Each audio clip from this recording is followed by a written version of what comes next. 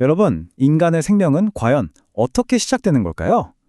모든 것의 시작은 정말 작은 단 하나의 세포인데요. 여기서부터 시작해서 결국 우리의 미래를 완전히 바꿔놓을 최첨단 과학 이야기까지.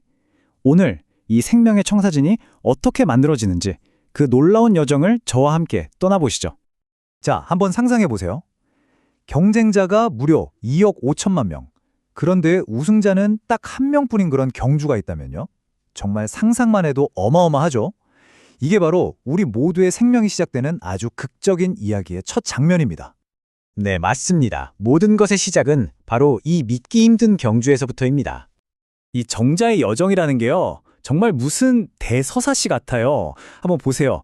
2억 5천만 개가 넘는 정자가 한꺼번에 출발하는데 그중에서 여성의 생식기관을 통과하는 험난한 길을 거쳐서 최종 목적지까지 가는 건 고작 몇백 개뿐이에요.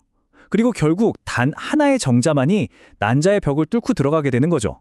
유전물질이 합쳐지는 그 순간을 위해서요. 정말 치열하죠? 자, 이렇게 융합이 성공하면 드디어 접합자라는 게 만들어집니다. 이게 바로 새로운 생명의 첫 번째 세포인 거죠. 근데 정말 신기한 건요, 이 눈에 보이지도 않는 작은 세포 하나에 한 사람의 모든 것, 그러니까 키, 얼굴, 성격까지 결정할 모든 유전 정보가 다 들어있다는 거예요. 46개의 염색체로 이루어진 말 그대로 완벽한 생명의 청사진이 담겨있는 셈이죠. 그리고 이 청사진은 만들어지자마자 바로 실행에 옮겨집니다. 그 속도가요, 진짜 놀라울 정도예요. 보세요. 단 하루 만에 세포 분열을 시작하더니 4일이 지나면 16개에서 64개까지 세포가 뭉친 상실배라는 공 모양이 되고요. 그리고 9일째가 되면 이제 자궁벽에 딱 하고 자리를 잡는 포배 상태가 되는 겁니다. 정말 순식간이죠? 자, 그럼 이제부터 이 단순한 세포 덩어리가 어떻게 우리 몸이라는 복잡하고 정교한 청사진을 만들어가는지 한번 볼까요? 이때부터가 정말 흥미진진해져요. 그냥 뭉쳐있던 세포들이 갑자기 역할을 나누기 시작하거든요. 외배역, 중배역, 내배역 이렇게 세 개의 팀으로 딱 나뉘는 거예요. 외배역 팀은 나중에 피부나 신경계가 되고 중배역 팀은 뼈나 근육, 심장 같은 걸 만들고요. 마지막으로 내배역 팀은 소화기관이나 간 같은 내부 장기를 담당하게 되죠. 처음부터 각자 맡을 역할이 정해져 있는 거예요. 신기하죠? 이후의 발달 과정은 그야말로 경이로운 순간들의 연속입니다.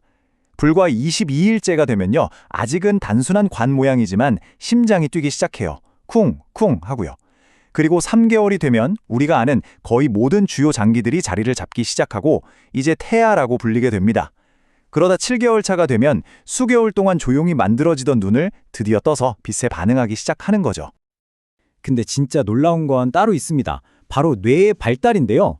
임신 3개월에서 7개월, 이 짧은 기간 동안 뇌에서 만들어지는 신경세포, 즉 뉴런의 수가 얼마인지 아세요? 무려 1000억 개입니다. 1000억 개요. 이게 어느 정도냐면 다 자란 성인의 뇌에 있는 뉴런 수랑 똑같은 거예요. 정말 대단하지 않나요?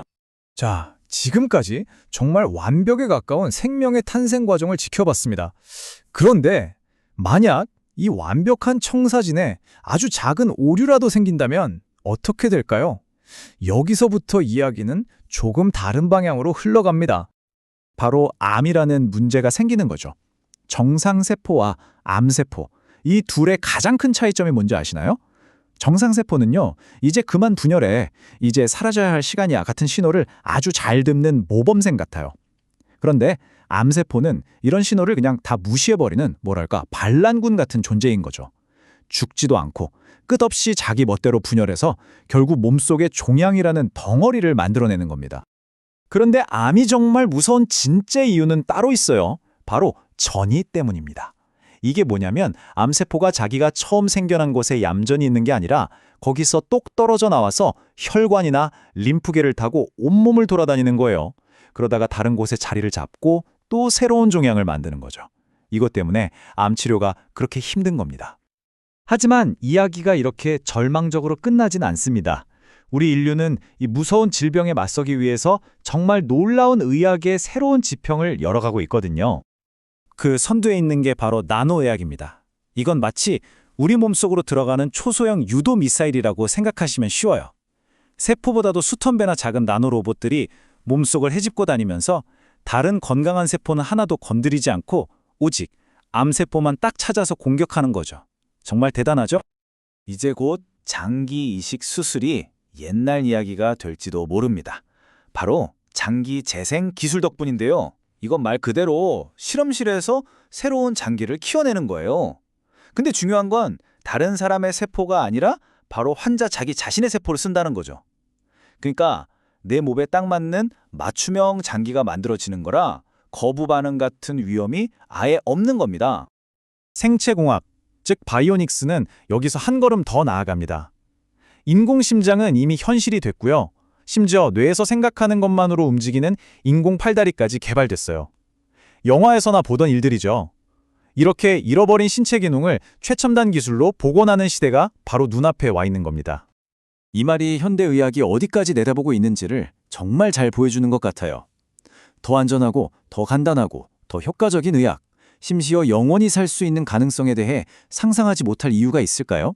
한때는 정말 공상과학 소설에나 나올 법한 이야기들이었잖아요. 근데 이젠 이게 그냥 꿈이 아니라 과학자들의 현실적인 목표가 되고 있다는 겁니다. 이렇게 세포 하나하나의 단위에서부터 우리 몸을 다시 만들고 심지어 편집하는 법까지 배우고 있는 지금, 과연 기술은 언젠가 우리 자신의 생명의 청사진 그 자체를 완벽하게 만들 수 있게 해줄까요? 정말 많은 생각을 하게 만드는 질문이죠. 미래는 우리에게 정말 놀랍고도 무한한 가능성을 보여주고 있습니다.